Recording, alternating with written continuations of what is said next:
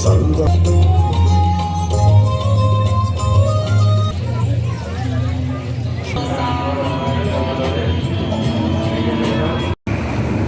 உறவுகளே, நான் உங்கள் வனிதமிழன்.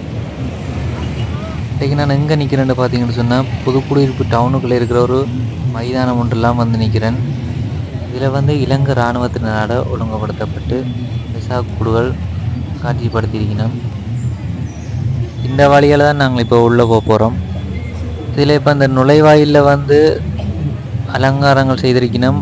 அது முழுக்க முழுக்க தென்னோலைகளாலேயே செய்திருக்கணும். பாருங்க,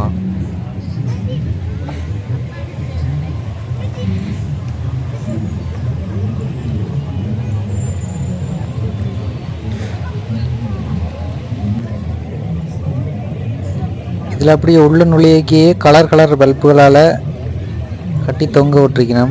அது பார்க்குறதுக்கு அவ்வளோ ஒரு வடிவாக இருக்குது.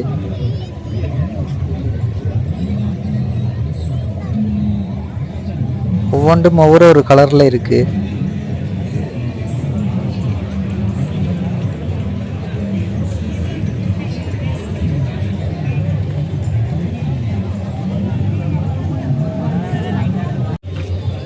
இப்படியே பார்த்தீங்கன்னா தொடக்கத்தில் இந்த ஒரு புத்தர் சிலை ஒன்று தான் வச்சுருக்கணும். அதில் தாமரை பூவெல்லாம் அடுக்கி பார்க்குறதுக்கு அவ்வளோ ஒரு வடிவாக இருக்காது. இதில் பார்த்திங்கன்னா மிக பிரம்மாண்டமான அளவில் வெசாக் கூடொண்டு சுரண்டபடி இருக்குது பாருங்க.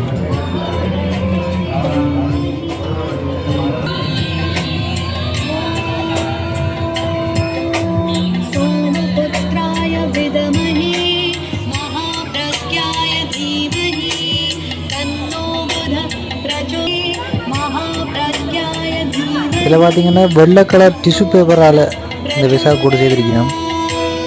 அதில் கலர் பல்புகளை உள்ளே வச்சிருக்கணும். பாருங்க எப்படி ஒரு வடிவாக இருக்குங்க.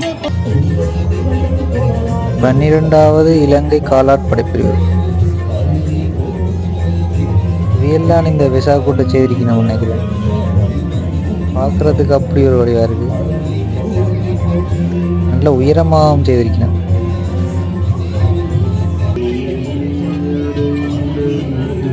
இதில் பார்த்தீங்கன்னா புத்தற்ற படங்களை தான் இதில் வச்சு செய்திருக்கணும். அதில் அது இருட்டாக இருக்க, மற்ற இடம் வெளிச்சமாக இருக்குது. அதில் புரிம்பாக காட்டுது பாருங்க.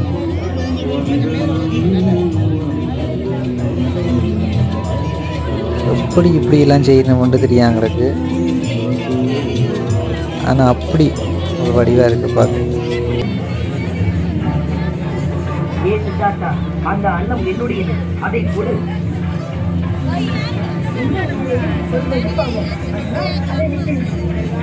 பாதம் வேண்டாம், நான் தான் அதை அம்மா வீழ்த்தினேன். ஆகவே கொண்டாடப்படுகிறது. சுமார் ஒரு வாரம் நீடிக்கும் மற்றும் இந்த கொண்டாட்டத்தில் பல அன்னதானம் மற்றும் மத நடவடிக்கைகள் நடக்கும்.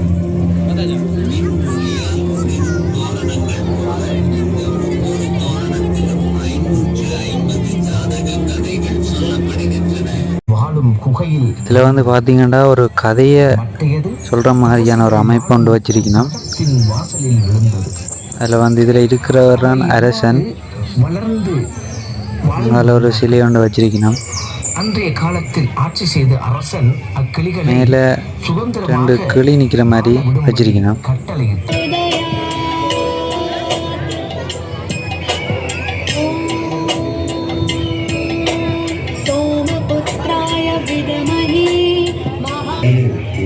இதில் பார்த்தீங்கன்னா ஒரு காட்டுக்குள்ளே புத்தர் தியானத்தில் இருக்கிற மாதிரி ஒரு அமைப்பு ஒன்று செய்திருக்கணும். நல்ல தத்ரூபமாக செய்திருக்கணும் பாருங்க.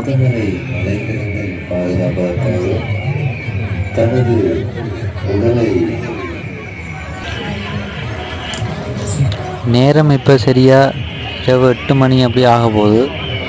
இன்னும் மக்கள் வந்தோன்னா இருக்கணும். வேறு இடத்துல இருந்தெல்லாம் வந்து கொண்டிருக்கணும் இந்த வெசாக் கூடுகளை பார்க்குறதுக்காண்டி. இதில் பார்த்தீங்கன்னா புத்தர் அதில் இருக்கிறார்.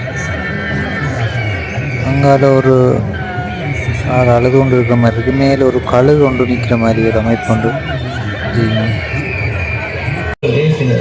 இதுலேயும் பார்த்தீங்கன்னா புத்தர் தியானத்தில் இருக்கிற மாதிரி ஒரு சிலை கொண்டு வச்சிருக்கணும். சுற்றி அங்கே காடுகள் மாதிரி செஞ்சிருக்கணும்.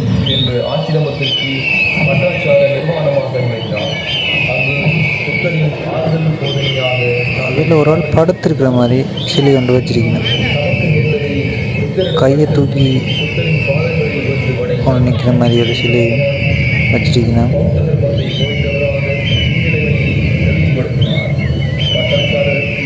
இதுகளெல்லாம் நான் நினைக்கிறேன் கதை ஒன்றை சொல்கிற மாதிரி தான் செய்திருக்கணும். மேலே ஒரு கழு கொண்டு போகிறோம் அன்னைக்கு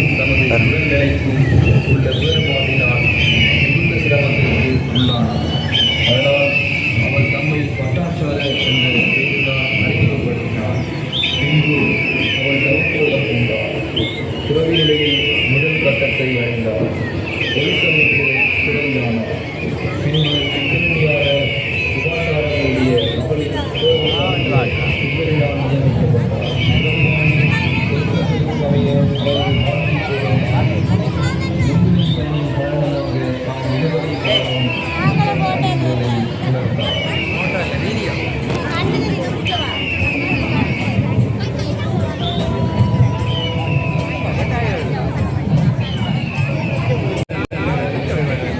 நிறைய மக்கள் லைனில் நிற்கணும் பாருங்க.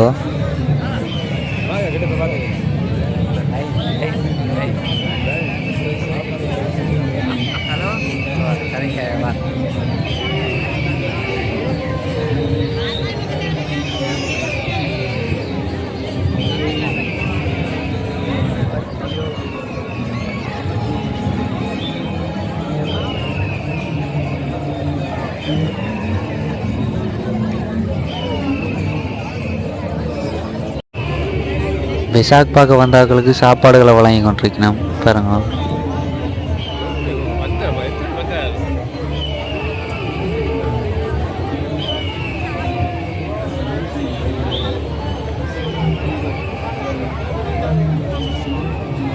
எல்லாரும் லைனில் நின்று வாங்கி கொண்டிருக்கணும்.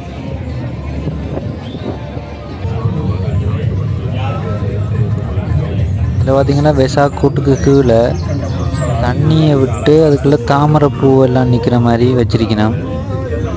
பார்க்குறதுக்கே வித்தியாசமாகவும் வடிவாகவும் இருக்குது.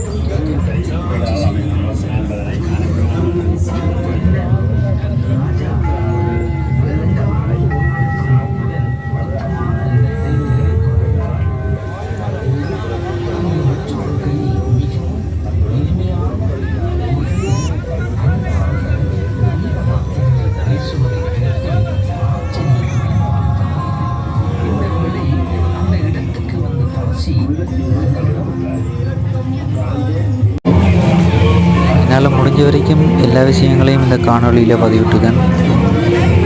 இந்த வீடியோ உங்களுக்கு பிடிச்சிருக்குன்னு நினைக்கிறேன். பிடிச்சிருந்தா லைக் பண்ணுங்க. உங்களோட கருத்துக்களை கமெண்டில் பதிவிடுங்க. மறக்காமல் சப்ஸ்கிரைப் பண்ணுங்க. இது என்னோட முதலாவது வீடியோன்றபடினால சில பிள்ளைகள் வரலாம். கதைக்கு தெரியாமல் சில இடங்களில் தவறுகள் விட்டுக்கலாம். இன்னும் ஒரு காணொலியில் உங்களை நான் சந்திக்கிறேன். நன்றி உறவுகளே.